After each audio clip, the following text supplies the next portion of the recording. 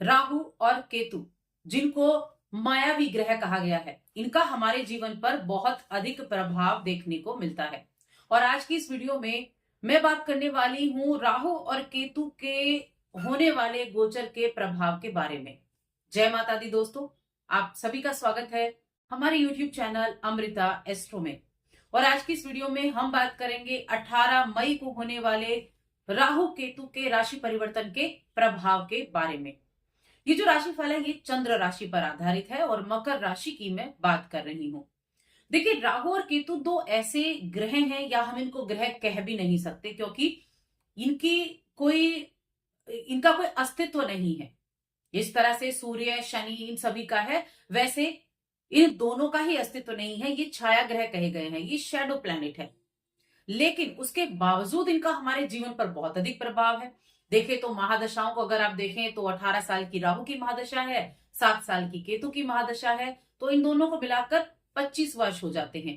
तो एक हिस्सा तो हमारे जीवन का इन दोनों की दशाओं में चला जाता है, तो कितना अधिक प्रभाव डालते हैं हमारे जीवन पर। 18 महीने तक एक राशि में रहते हैं, उसके बाद राशि बदलते हैं और पूरे 18 वर्ष लेते हैं इन सभी 12 राशियों में चक्कर लगाने के लिए, और 1.5 वर्ष के बाद फिर एक राशि से दूसरी राशि में गोचर करते हैं। देखिए, राहु और केतु को मायावी ग्रह क्यों कहा गया है, छाया ग्रह क्यों कहा गया है? क्योंकि एक तो मायावी ग्रह इसलिए है कि ये जो चीजें करते हैं ना, अचानक से करते हैं। ये जो आजकल वायरल होते हैं ना, ये सब राहु की देन है। राहु सांसारिक इच्छाओं का जन्म देने वाला है, या उनको पूरा करने के लिए राहु को जाना जाता है। भौतिक इच्छाएं जो हो गई, महत्वाकांक्षाएं जो हो गई, यानी परंपरा से हटकर चीजें जो है वो राहु को चाहिए। राहु को जो दिख रहा है वो सब कुछ चाहिए, चकाचौंध चाहिए। और केतु क्या है? केतु आंतरिक ज्ञान है। केतु कहता है ये सब मोह माया है। ये इन दोनों की एक कहीं ना कहीं एक अपोजिट चीजें हैं। साथ ही राहु अकेले रिजल्ट नहीं देता। राहु अगर एक्शन है तो केतु उसका रिएक्शन होगा। दोनों हमेशा आमने सामने रहते हैं। एक हेड है और एक पूरा नीचे की बॉडी है। तो राहु का भी गोचर और केतु का गोचर कैसे रिजल्ट देने वाला है, चलिए जान लेते हैं। तो आगे बढ़ने से पहले छोटा सा ही निवेदन है, चैनल पर पहली बार आए हैं और अभी तक चैनल को सब्सक्राइब नहीं किया है तो सब्सक्राइब जरूर कर लें। कुंडली दिखाना चाहते हैं तो स्क्रीन पर आपको नंबर मिल जाएगा या डिस्क्रिप्शन में आपको नंबर मिल जाएगा, वहां आप हमसे कॉन्टेक्ट कर सकते हैं। अब मकर राशि के स्वामी होते हैं शनिदेव। और एक चीज मैं आपको बता दूं, शनिदेव के ही छाया ग्रह हैं राहु। एक तरह से राहु अपनी राशि में आ रहे हैं, जो कि शनि की राशि कुंभ राशि होती है। ये उनका अपना घर है। वैसे इनकी अपनी कोई राशि नहीं होती, जहां राहु बैठेंगे वो उनकी अपनी राशि है। लेकिन क्योंकि ये शनि की राशि है, ये राहु की अपनी राशि होती है और केतु मंगल के छाया ग्रह होते हैं। मकर राशि के लोगों के लिए राहु द्वितीय भाव में आ रहे हैं। द्वितीय भाव क्या है? धन का है। द्वितीय भाव वाणी का है, आपके कुटुंब का है, आपके संस्कारों का है। और केतु जा रहे हैं आपके अष्टम भाव में, जो रहस्य से भरा हुआ भाव है, गुप्त भाव इसको बोलते हैं हम। ससुराल पक्ष से भी जुड़ा हुआ है, अचानक से होने वाली घटनाएं जो होती हैं उनसे जुड़ा हुआ है। तो दूसरे भाव में बैठकर राहु का जो सबसे बड़ी चीजें होंगी, एक तो अपनी सेविंग पर आपको ज्यादा ध्यान रखने की आवश्यकता होगी। पहली चीज, क्योंकि धन का है भाव, सेविंग पर ध्यान रखना है। आपको नेटवर्किंग से लाभ प्राप्त हो सकता है। आपको फॉरेन कंट्री से अच्छे लाभ की प्राप्ति हो सकते हैं, क्योंकि राहु विदेश का कारक भी है। विदेश से धन प्राप्त कराने का योग भी बनाएगा। और साथ में शॉर्टकट बहुत अपनाने की कोशिश आप करेंगे, यानी मन में ये रहेगा, क्योंकि राहु भ्रम भी पैदा करता है।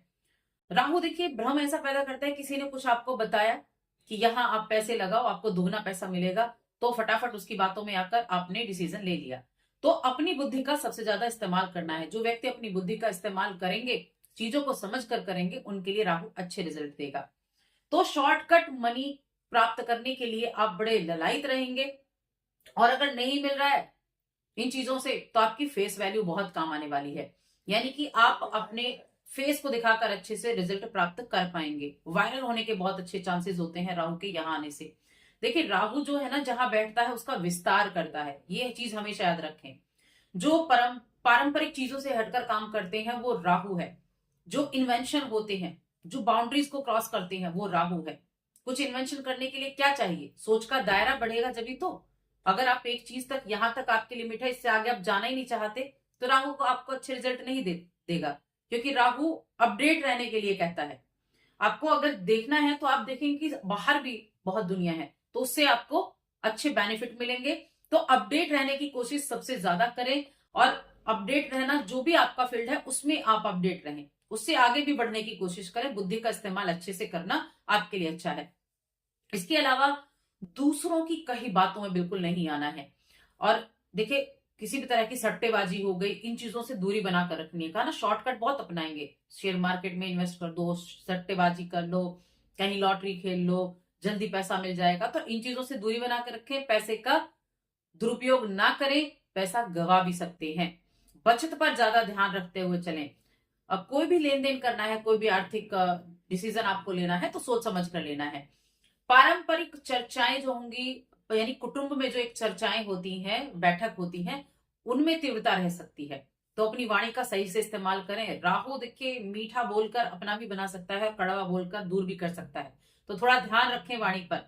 रिश्तों में मधुरता बनाए रखने के लिए संवाद का अच्छा होना जरूरी है, विनम्रता होनी संवाद में बहुत जरूरी है। जितनी अच्छी वाणी उतने अच्छे रिश्ते। तो ध्यान रखें। केतु की हम बात कर लेते हैं अष्टम भाव में। अष्टम भाव में केतु जाएंगे तो क्या होगा? देखिए, अष्टम भाव में केतु के जाने से सबसे पहले तो निवेश, हर तरह का निवेश जो है वो सोच समझ कर करें। ये सूर्य की राशि है, सिंह राशि। तो ऐसा है कि आप कुछ ऑकल्ट की तरफ भी जा सकते हैं, अध्यात्म की तरफ भी जा सकते हैं, रेकी जैसी चीजों से जुड़ सकते हैं। जोखिम भरे कार्यों से दूरी बनाकर रखें। कोई भी निर्णय अगर आपको लेना है किसी तरह से प्रॉपर्टी से जुड़ा हुआ, तो उसमें ध्यान रखें। पैतृक संपत्ति से जुड़ा हुआ, उसमें भी आपको सोच समझकर कदम उठाना होगा, थोड़ी सावधानी बरतनी होगी। व्यक्तिगत जीवन में भी थोड़ी सावधानी बरतनी होगी, क्योंकि कई बार क्या होता है, छोटी सी लापरवाही बड़े नुकसान का कारण बन जाती है। तो लापरवाही आपको बिल्कुल भी नहीं करनी है, इसका आपको ध्यान रखना होगा। तो इस समय अवधि में आप उपाय क्या कर सकते हैं? तो देखिए, उपाय के तौर पर एक तो बड़े अपने गुरुओं का, अपने बड़ों का आप सम्मान करें, रिस्पेक्ट करें उनकी। उनके साथ किसी भी तरह के अनुचित व्यवहार को करने से आपको बचना होगा। और साथ में भगवान शिव की आराधना करना, ओम नमः शिवाय मंत्र का जप करना, रुद्राभिषेक करना, भगवान शिव की आराधना करना। और शनिवार के दिन, खासतौर से शनिवार के दिन मैं कहूँ, शनिवार के दिन आप किसी भी भूखे को खाना भी आप जरूर खिलाएं। ये उपाय आप कर लेंगे तो कहीं ना कहीं आपको जो नेगेटिव प्रभाव है ना इन ग्रहों के, वो कम देखने को मिलेंगे। तो बस आज की इस वीडियो में इतना ही। वीडियो कैसी लगी हमें कमेंट करके जरूर बताएं। जय माता दी।